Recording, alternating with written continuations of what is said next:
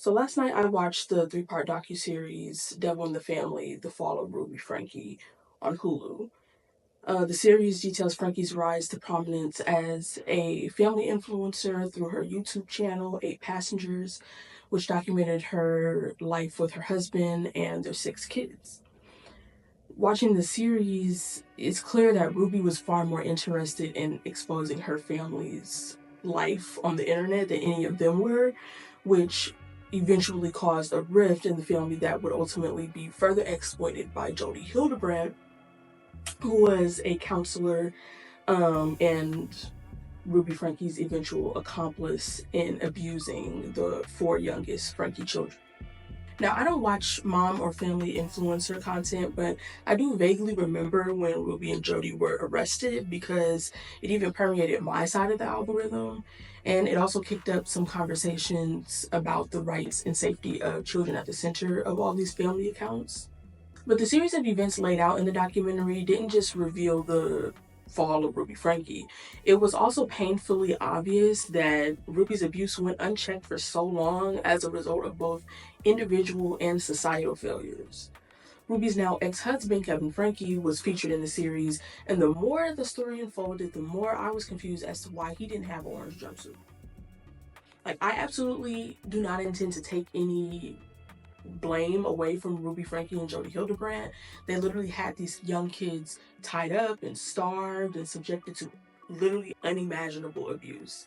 But they're both serving a maximum of 30 years in prison right now. And we need to recognize how much trauma that these kids could have been spared had their father not abandoned them without even a second look. In the series, Kevin describes himself as sort of a nerd with not great self-esteem at the beginning of his relationship with Ruby. And you can tell that winning Ruby over and being with her really fulfilled him, and his desire to make her happy unfortunately took precedence over his relationship with his own children.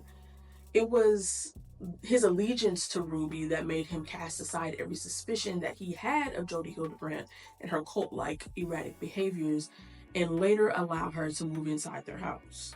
Because when he first met her, they were at these meetings for this group that she led, and he said that this feels like a cult. He had the wherewithal at that point to recognize that something was off about this woman and the community that she had cultivated. Once she moved into their house, she was talking in different voices, as in she was hearing different voices. She was convulsing. They had her in the bathtub, like she was possessed, and all of this crazy shit. And for whatever reason, he was too far gone at that point. He did nothing when Ruby decided to kick their teenage son out for confessing to watching pornography, something that teenagers do. He did nothing when he himself was kicked out and ordered by his wife not to contact her or their kids. And if you ask him, he was brainwashed and believed that he wasn't good enough to be a father to his kids at home. But my question is, where were you for your two oldest kids who had been disowned and barred from the house as well? Because they were out on their own. And his oldest daughter even tried to reach out to him, and her number was blocked. And mind you, he was gone for about a year. In all that time, you mean to tell me you never found the tiniest bit of clarity to call your kids, let alone get in the car and go visit them or do what you should have done, which is sue for custody? He thought that he was doing what Ruby wanted, and he was so desperate to do that he didn't even put up a fight when she told him to leave.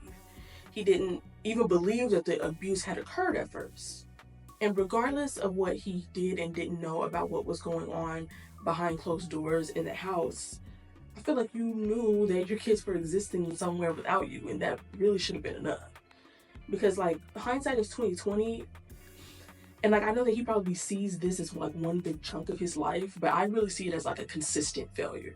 Every single day for a year, you had the chance to do something, and over again, you chose wrong. 365 times, you failed your kids. Now, this is a complicated spot to be in because while I do think that Kevin Franke is culpable for this abuse, albeit to a lesser degree, he now has full custody of their four kids who are still minors, and after what they've been through, that's probably the best spot for them. So I digress. But like I said, there's also a societal element that led to these circumstances. Like, obviously, a huge reason that family influencers exist is because it's incredibly lucrative. Like, there are audiences lining up to watch and engage with their videos, and brands lining up to pay exorbitant amounts of money to advertise on their content. And I feel like we all need to think a little deeper about what's appropriate to share and consume about others on the internet. I feel like we're so used to being like right here with people that sometimes people are not even stopping to think like, should I know this about you? According to the documentary, it wasn't until Ruby started going on these like off-putting, hyper-religious rants, and also mentioning harsh punishments like taking away her son's bed for months, that people started to raise red flags and give some pushback. But well before she was doing all of that, she was posting puberty updates and bra shopping vlogs with her kids. And why was that shit okay? Ruby Franke's two oldest kids participated in the documentary, including her daughter Shari, who has been outspoken about the dangers of child influencing since her mother's arrest. There are little to no protections for these kids who are often exploited for financial gain and are unable to control how their image is used. Last year, the New York Times launched an investigation into this phenomenon, finding that men were not only interacting with young girls' accounts at a higher rate, but they were also making requests for these children to wear provocative clothing and to do certain poses, requests that many times their parents actually honored, and, for the right price. If you would like to learn more about the dangers of child influencing, I will link the New York Times investigation along with a few other articles that they've done on the topic. And if you watch Devil in the Family on Hulu, or you're just familiar with the Franke family situation, please let me know your thoughts in the comments. Here are my social media handles, including my main channel where I do video essays on music, history, and culture. And don't forget to like and subscribe and press the bell icon so that you get a notification every time I get off my butt and post a video. Thanks so much for watching, and I'll see you guys next time here at Delaney's Desk.